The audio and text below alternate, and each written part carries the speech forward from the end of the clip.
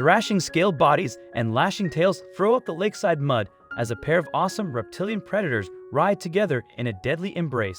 As the hours slip by, the battles grow more intense, but it has become obvious that there can only be one winner. Coiled muscle and primeval power clash together in this struggle, but you are a seasoned warrior. The day has started out so differently. It was a sunny March morning in Queensland, Australia. Riders Tiffany and Travis were enjoying breakfast before going to race later on at the picturesque Lake Moonderra. Little did they know that their idyllic sports day was about to be forgotten as the spectator sport of a deadly predator grudge match took center stage. They had planned to have the quiet breakfast by the lake today, but something more epic came up.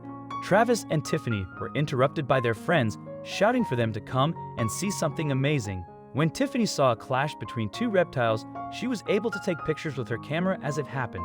She captured the event and took pictures as they unfolded in their moments of misadventure. Our local canoe club had a race meet on the lake. The battle was actually taking place at their finish line. We went down to the water's edge. By that stage, the croc was still alive and fighting to keep its head above water, Tiffany said. The fight began in the water. The crocodile was trying to hold its head out of the water at one time, and the snake was constricting it, Tiffany recounted. It's a deadly place for the crocodile to be, the snake's thickly muscled body mark said as it constricted. Although a lot of snakes that kill by constriction lack venom, they hardly need it. They bite prey to latch onto them and coil their bodies around victims to prevent blood flow to vital organs. You don't want a snake to get a crush on you. The serpent was later identified by National Geographic as an olive python, while it was asserted that its wrestling partner was a Johnson's crocodile. It can't have been an easy fight, for crocodiles are deadly predators in their environment and their bodies are covered with armor-like scales. Crocodiles rely on ambush techniques. Their teeth are incredibly sharp, designed for holding rather than chewing. They try to drag victims into water to drown them or roll their bodies, while biting their future meal to tear chunks off their body, and the infamous crocodilian death roll. Also, if you've not done so already, please subscribe to our channel and click that notification bell to get inspired by these animal stories every day. Now, back to the story. The snake was firmly wrapped around the croc. They had quite the struggle in the water, Tiffany recounted. Just unbelievable. Her husband, Travis, added, "It was an ongoing battle. We were just standing there in amazement watching it." Unfortunately for the crocodile, it was outmatched. Head around 3 feet in length, it was overpowered by 10 feet of muscular squeezing scale. Even so, the prehistoric predator was never going to go out without a fight. And the battle lasted for nearly 5 hours. The snake would roll the crocodile around to get a better grip, said Tiffany, describing the fierce primeval battle.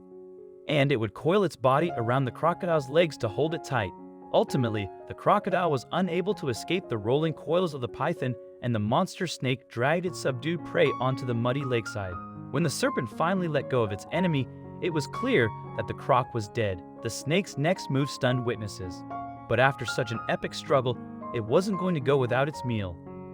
After the crocodile had died, the snake uncoiled itself, came around to the front, and started to eat the crocodile's face first, Tiffany recounted.